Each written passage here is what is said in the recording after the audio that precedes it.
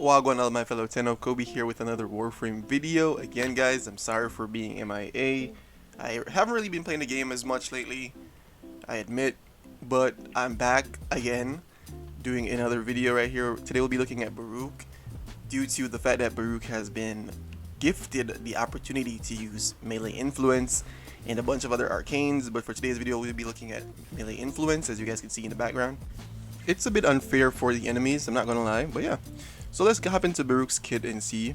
Right, when it comes down to Baruuk's passive, he has his gauge at the side of the screen, which you use your first and second abilities to essentially, and your third ability to remove your restraints. With your first ability, all projectiles and melee attacks, you dodge them automatically. However, you can get hit by like AoE attacks, splash damage and stuff like that.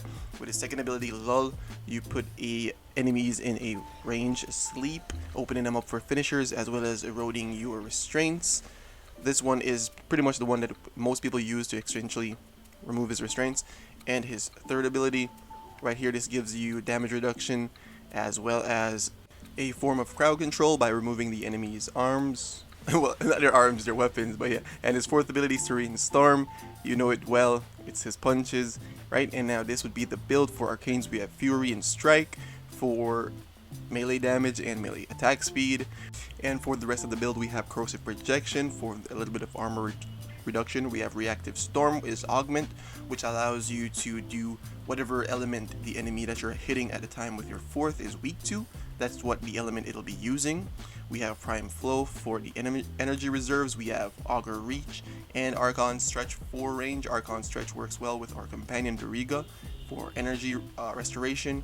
We have Adaptation for DR damage reduction. We have Fleeting Expertise for a bit of efficiency, primarily just for the fact that it also gives like negative duration, which is great for our 2. We have Blind Rage and Precision Intensify for the strength needed for our 4th. And for today's build, we are using Nourish for the helmet, though I really don't use it that often because it's lower in duration, and 9 times out of 10 I don't really think about recasting it. So it's just there. You could go ahead and swap this out with any other ability that you see fit. It'll still work the same. Just bring something like the Epitaph to prime the enemies with Viral if you want to do that. Or if you really do want the energy regen from Nourish, go ahead and run it still. Just remember that you'll have to be constantly casting it. And for the Desert Winds, this right here is the build. As you know, we're using melee influence. It's primarily electric because, as I said, with Reactive Storm, you'll be doing whatever damage type is required to kill the enemy that you're hitting. And for the rest of the kit, we're just running the Basosis, Praetos, and the Epitaph. For the companion, as I said, we have the Dariga for priming the enemies as well as generating energy. Tenacious Bond can be removed. This is here for a different weapon, but since I'm running the Tazakor today and we won't be getting that 50% or more crit chance, we won't be getting the buff from Tenacious Bond, so you could go ahead and remove that. Right, now hopping into Steel Path. As you guys can see, all you really need to do for the first half of the video, or for the first half of the mission, is to essentially erode your restraints a bit with your first, well, not your first, your second and third, and you'll pretty much be off to the punching bags, right? Here we go.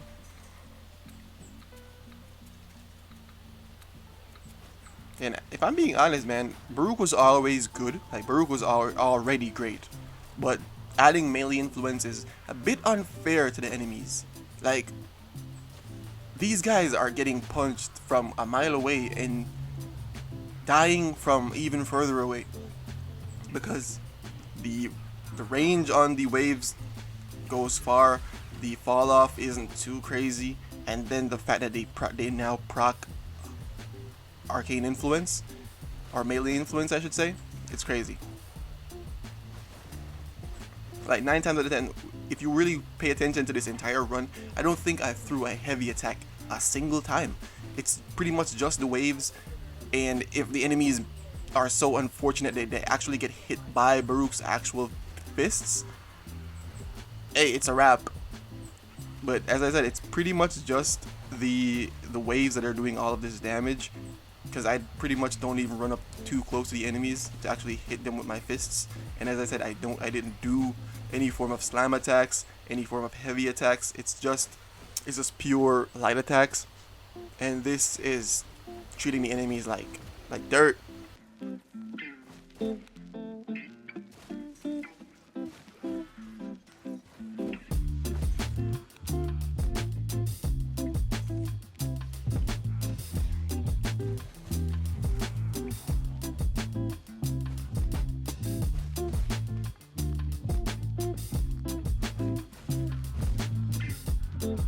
So as you guys can see, when it comes on to dealing with like early level steel path enemies, this is pretty much just, you can't tell that this is steel path. It's pretty much just running around in normal path until you get like higher up in levels, and even then the enemies are still getting one shot, two tapped, all that stuff, especially when you start priming them with the epitaph, especially when you start doing heavy attacks, slide attacks, all that stuff. It's actually crazy. It is actually crazy. I'm not gonna lie, it's actually crazy. And yeah guys, as I said, I haven't really been playing the game as much lately. I'm not sure why. I just haven't really been feeling like logging on that much, but I'm still here. Still coming up with ideas and stuff. I got a Valkyr video working on, a Korra video working on.